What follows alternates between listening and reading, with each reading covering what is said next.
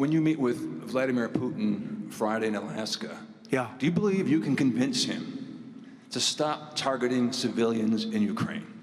Well, I'll tell you what, I've had that conversation with him.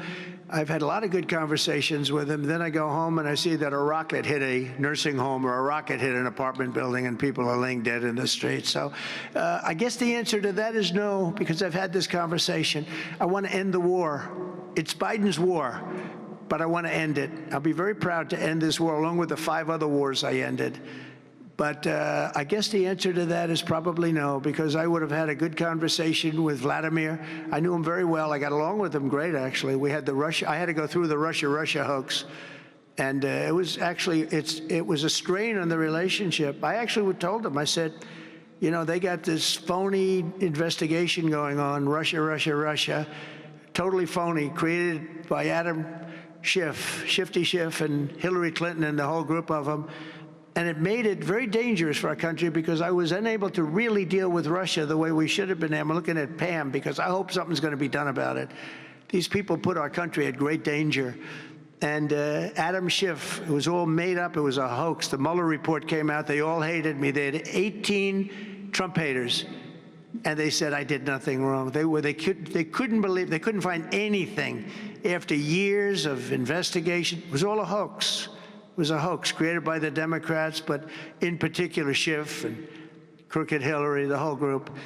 And now we've learned all the stuff that's come out over the last 2 months is incredible through intelligence. And hopefully something's going to happen with it. These are people that put our country in danger, in real danger. I want to thank you all very much. Thank you very much. Thank you.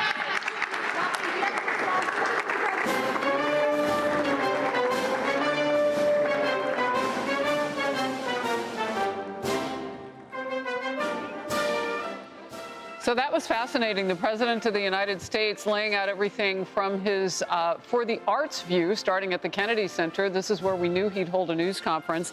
He named his nominees Jon Voight, George Strait, Sylvester Stallone, Gloria Gaynor, and Kiss. And so that's where we began. But where we went were politics, Russia, Ukraine, all of it. So let's get into it. This is Outnumbered. I'm Harris Faulkner, here with my co-host Emily Campagno.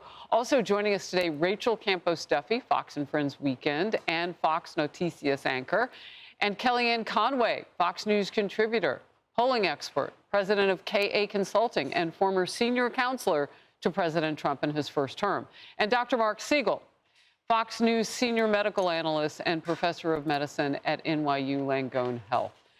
Rachel, let's first of all begin with the vision for the arts. I mean, that's not usually something that we see from a president, but he totally has it here. I totally love it. First of all, we all know these names. A lot of times when Democrats say, we're going to give an award to so-and-so, we don't know who the heck they are. Who doesn't know who Sylvester Stallone is? And who doesn't think he made great movies? Of course he did. And he was sort of Mr. Hollywood. I mean, growing up, Hollywood, Sylvester Stallone, were synonymous. So these are big stars. George Strait, all of this is fantastic. But what I really love is the fearlessness of our president, that he's like, no, you're not going to own the arts. You're not going to own our culture. We won this election. I understand TV. I understand ratings. I understand what the arts are and what people like. And I'm going to jump in here, whether you like it or not.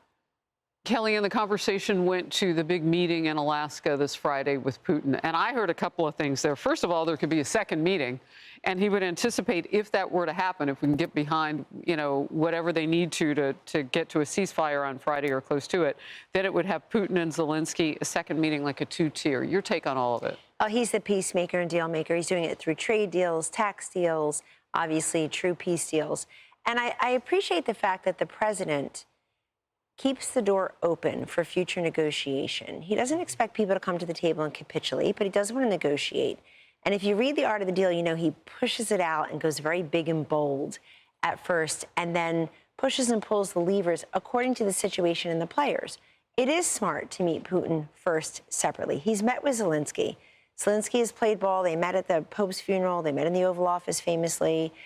His special envoy for Ukraine, Keith Kellogg, General Kellogg, has been doing a fantastic job. Steve Witkoff, the vice president. He's got a whole team, obviously Secretary Rubio, an entire team. It's very fascinating to me that Putin would do this, though, because Putin tends to annex sovereign nations, Crimea 2013, or invade sovereign nations, Ukraine 2022, when Joe Biden's in the White House, vice president and president. Here's Donald Trump, though, as president, saying knock it off, and he hasn't done it.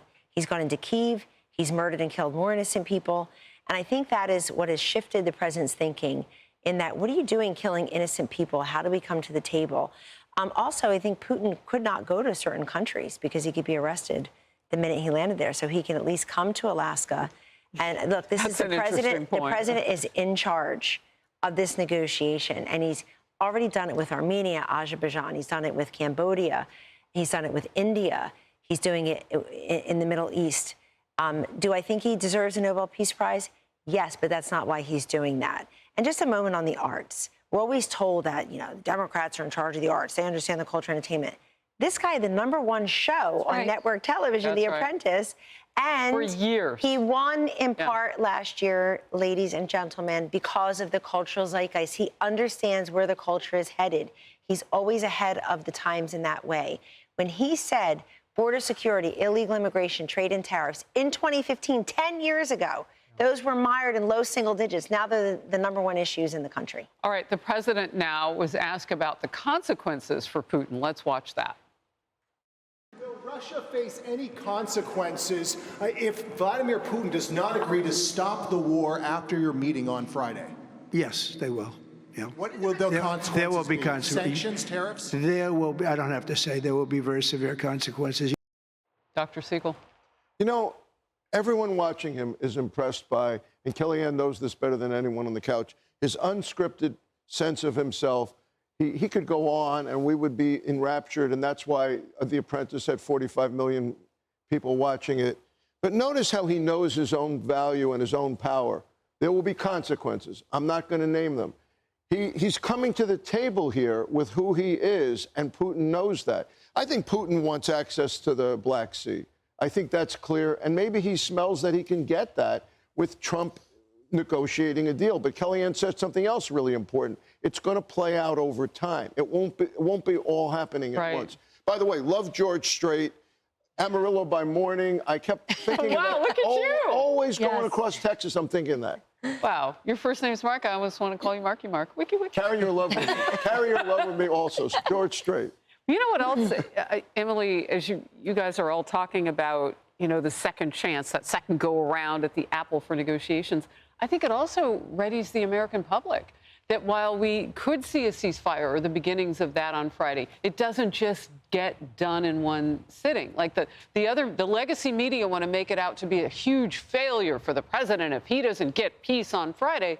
But life doesn't always happen like that. Sometimes it takes many chapters. So he's also communicating to a wider public when he gives us an idea of future negotiations. It's such a good point that I think hallmarks this presidency, that the media is often, clearly it's mostly salacious and sort of rabid, and it's this sort of ferocious culture of trying to get information out immediately.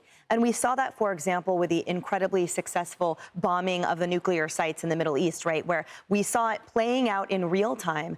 The media's intent, their primary goal of not accuracy, but just speed. And this president doesn't play into that. He doesn't say, oh, yes, here we go, and get that staccato, you know, cadence. Instead, he's like, actually, we're going to wait for the confirmation.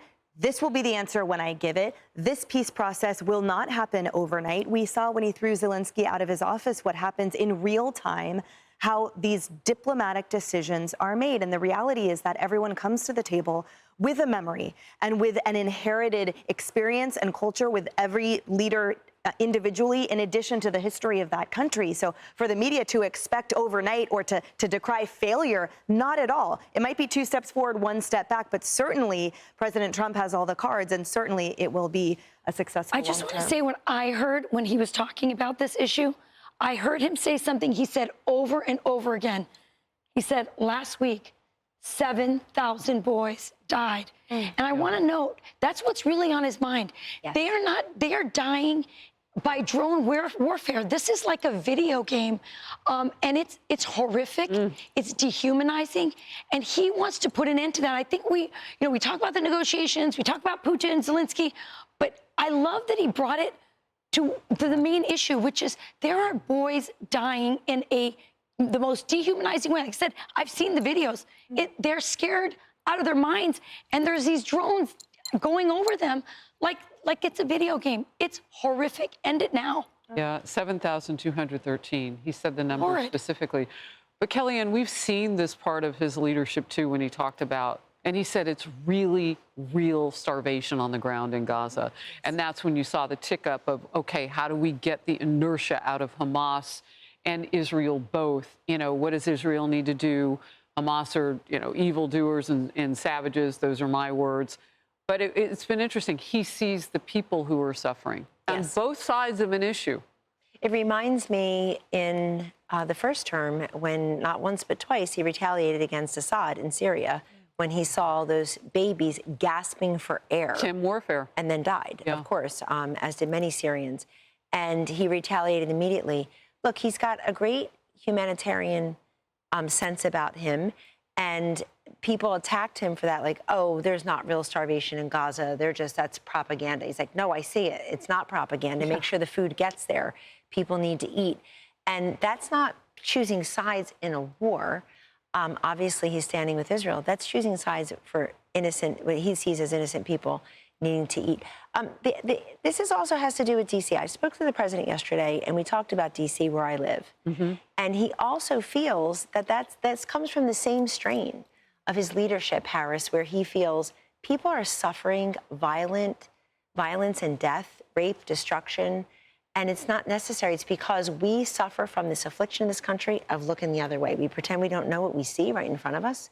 And he's not a guy who's ever going to look the other way. What would be the point of being president? He could just go and live a great life as a very successful billionaire with a hot wife a brilliant wife who plays golf on his own golf course every day. Harris, to Kellyanne's point, you know, Jeanine Pirro, echoing the president's sentiments yesterday, said, these are victims of crimes. They're dying here in D.C. Don't tell me about statistics. Crime's down a little, but people are dying. And talk to a parent of one of the victims. Yeah. All right, it has been quite a week with the U.S. Attorney for D.C. and Jeanine Pirro, and all of those who now are walking out the message, including the men and women of the National Guard, the FBI, alongside law enforcement.